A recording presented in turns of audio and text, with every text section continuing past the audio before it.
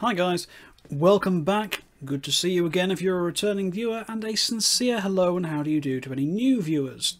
This is Rhyme Signatures, where I, a man of infinite number of monikers, like to talk about music for far too long. And today I'm going to be talking about my top 10 most listened to artists of all time. At least as far as my Last FM stats are concerned anyway.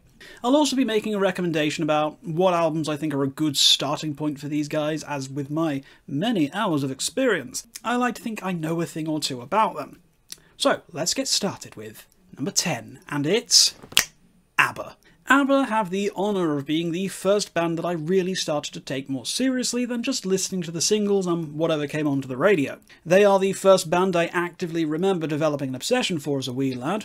There simply wasn't much else that could really scratch the itch that the Swedish superstars could. Honestly, nothing much ever really changed over the many decades since I first spanned their greatest hits collection back in the early 90s, and I will defend to the death the fact that ABBA are every bit as much an albums band as they are a singles one. Now there's a lot of deep cuts in ABBA's discography, and it's a crying shame to me that the vast majority of people have not experienced the joys of their non-charting songs, and the rich bounty that lies beyond what the radio lets you experience. I would say that if you're looking to dive deeper into the band, then I would recommend checking out the albums Voulez-Vous and The Visitors, as that will give you a great spectrum of big bangers and some secret songs. Number 9, it's Opeth. Opeth were instrumental in developing my appreciation for growled vocals, and I do think that if it weren't for them, then I probably wouldn't ever have expanded my horizons and ended up with an affinity for the more aggressive side of the progressive metal spectrum. I vividly remember firing up Blackwater Park in, I think it was 2007 or something like that, based on the recommendations of several friends who had insisted that the band would serve as a decent gateway into the angriest world of music, and by golly, they were not wrong.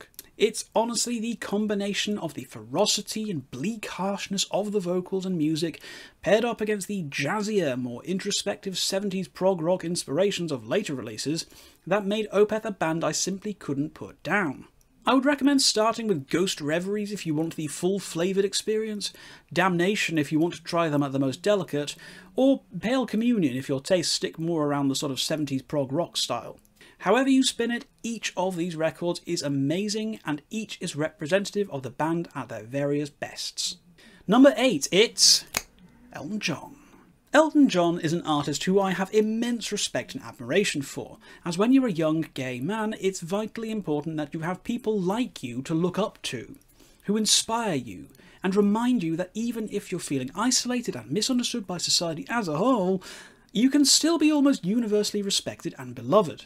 Elton John is that man. He helped me to accept and learn to love my own identity, to feel okay and comfortable in my own skin, and seeing him perform, with how much he embraced his whole self and never compromised to anyone, was a core memory for me. And one of the reasons that despite his questionable 80s period, I will always have an endless love for him as an artist. Elton's run in the 1970s is just about one of the most bulletproof sequences of albums to have ever been released, and it demonstrated just how powerful a duo both he and Bernie Taupin were, and that the likes of them will probably never be seen again. I will always turn to Elton in times of mental distress or difficulty, as I know that his music and Bernie's poetry will always hit me just right. If you're just starting out with Elton John, you can't go too far wrong with Honky Chateau, but if you're looking for some deeper cuts, I would recommend checking out Tumbleweed Connection, as it's his underappreciated masterpiece by a huge margin. At number 7, it's Porcupine Tree. Porcupine Tree were a band that genuinely took me a very long time to gel with. At the time I started listening to them, I was more into the, grand complexities and instrumental virtuosities of other bands. So the more stripped-down comparative minimalism of Porcupine Tree took me far longer to begin to appreciate. I am of course glad that I kept with it though, as Porcupine Tree are one of the most organic, interesting and evolving bands I've ever listened to. There's a great thing to be said for a band who are able to, keep you guessing as to what's coming on every single album they've ever released, and for there to be a consistency in quality across the board. Porcupine Tree are one of those bands that I feel have objectively never released a bad album. Only albums that you might not enjoy as much as the others, and that's almost entirely down to just how varied, experimental, and fascinating their overall sound is. If you're into atmospheric and experimental works, check out Up the Downstair or Voyage 34. You want something a bit more classically progressive rock, try The Sky Moves Sideways. You want something more traditional metal style, In Absentia's got you. There's so much to experience, and that's honestly part of the reason why they're quite high on this list. The fact that the music kicks ass as well does help. Although I would start your Porcupine Tree journey the same way that I did, with Deadwing, as I do still think that it's their most complete and consistent release in the entire discography. At number 6, we've got Ayreon. Ayreon is responsible for a great deal, and I would say that they are the band I would point to if you're not quite sure yet what you want from progressive metal, as Arjen Lucasson's sci-fi multi-album super ambitious project will likely open up 1,000 doors to you as far as new bands and experiences are concerned. The music to be found is layered, complex and interesting, but above all cheesy, bombastic, full of life and energy, and absolutely unafraid to be as extra as it needs to be, much like me. Make no mistake, this is an artist who takes himself seriously enough to make sure the music itself is fire, but he's not so po-faced that he can't write campy pulp stories that wouldn't seem out of place in a 1950s TV serial. I did use Ayreon as a springboard into so many other artists, and I can comfortably say that if I had never gotten into Ayreon, then I probably wouldn't have the variety in my musical taste that I have today. They're just such a showcase for a broad range of musical talents, and even if you don't quite vibe with the cheesy sci-fi of the sounds and lyrics, you'll almost certainly find other bands you'll enjoy your time here with. I would take a look into the Human Equation if you're not sure where to start your journey with Ayreon, as it's easily the most accessible from a narrative standpoint, and it has the most star-studded of all of Arjen's guest lists. At number 5, it's Haken. Haken are one of the younger entries on this list, and honestly I think the fact that they are riding this high really speaks volumes of their quality. Getting their start in around 2010, I've always felt that they kind of signal the start of what I consider to be the modern progressive metal movement, and they are still often championed as the standard to which new bands in 2023 are being compared to. There was just something about their blend of theatricality and technical prowess that struck a chord within me, and when Aquarius came out in 2010, I listened to it obsessively for a good year or so until the follow-up Visions came out in 2011. And then I obsessed over that until The Mountain came out, and so on and so forth, you get the idea. I do feel that perhaps the band are maybe starting to repeat themselves just a tiny bit, but that could be down to the fact that everyone around them is starting to sound like copies of them, and as such the sound is getting a little saturated, I cannot deny the fact, though, that the band ruled my listening habits with an iron fist for a good few years, and they've honestly never really left my regular rotation, as they are definitely one of my comfort bands that I feel I can pretty much always listen to. I would honestly make a start with Vector and Virus, as while I don't consider those to be their best albums, their shorter runtime and tonal consistency make them the most approachable releases that they've put out to date. At number 4, it's The Deerhunter. The Deerhunter really ignited something within me, and I think I know exactly what that is. A passion for narrative storytelling within music.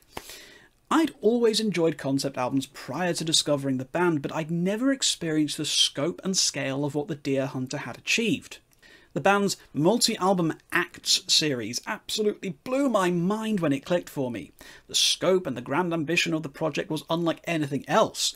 The story started making sense the more I listened to the albums, and it enhanced the overall experience to an absurd degree, to the point where I started making my own notes about the lyrics, shrieked like an excited child when I twigged to certain leitmotifs cropping up, and had an almost revelatory experience when I finally understood the whole narrative. The Deerhunter are an extraordinary band, and while the scope of the available material can be a little intimidating, the music itself is accessible enough that you can kind of just jump in wherever you want to, but it's when you start at the beginning and make your way to the end that you'll start to understand why this is one of my most listened to bands. I get stuck into the Deerhunter in one of two ways. You can either start at the beginning with Act 1 and go all the way up to Act 5 and everything in between, and try to experience the narrative in chronological order, or just do what I did and jump headfirst in with Act 4 and experience the most musically interesting of all the albums. And if that tickles your fancy, then go back and start at Act 1. At number 3, it's Dream Theater. Dream Theater, the most famous, the most popular, and the most polarising of all progressive metal bands. This is where it all began. This is where everything started for me, and all things that exist as they are today are almost entirely Dream Theater's fault. There's not really much I can say about these guys that people don't already know, but for me, the run from When Dream and Day Unite up until Octavarium remains what I consider to be one of the greatest runs of albums in prog metal history. I am an apologist for their weaker albums too in this era, so I will stand Falling into Infinity until I am blue in the face. But I won't pretend any otherwise. The band lost me a little after Mike Portnoy departed. Now look, I'm not here to go into the politics about his, removal or anything like that, but I do feel the band has been a little bit on autopilot since then, and some of their more recent offerings do feel a little bit like AI-generated prog metal, with a distinct lack of originality and being what I consider to be the most frustrating thing you can be in progressive music. Boring. But negativity aside, I do still love this band, but mostly the band that they once were rather than the band they are now. And they're at number 3 in this list for a good reason, as their good era is utterly untouchable and some of the best music ever created. For me, at least. If, for whatever reason, you've never explored the band or are just getting started into progressive metal, just jumping straight into Scenes from a Memory, you'll thank me later. At number 2, it's Between the Buried and Me. Oh man, what can I say about this band other than how much they opened up my acceptance and understanding of the more extreme sides, not just of progressive metal, but of music in general. Between the Buried and Me made me consider the technicalities and intricacies of music more than any other band on this list, and any other band in general. It wasn't an easy journey though, as my current literal favourite album of all time, Colours, was one that I kinda didn't like on an initial listen because I just couldn't get into frontman Tommy Rogers' aggressive, monotone, harsh vocals. It just completely put me off. But the more effort I put in, the more I understood. And when I started learning to play the guitar and bass myself, the more I had my mind absolutely blown by what this band was capable of musically. This is a band that musicians will appreciate the most, and everyone else can just enjoy the frenetic energy and stylistic genre blending of their later albums. It's been amazing watching this band grow from a slightly mediocre metalcore band into one of the most dazzling, creative and innovative progressive metal bands on the planet. And I've been enraptured with their growth and development over the many years I've been listening to them.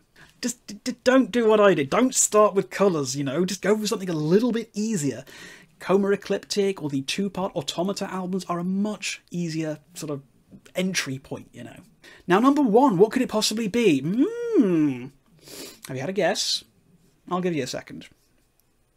That's right, it's none other than Canada's finest, Devin Townsend.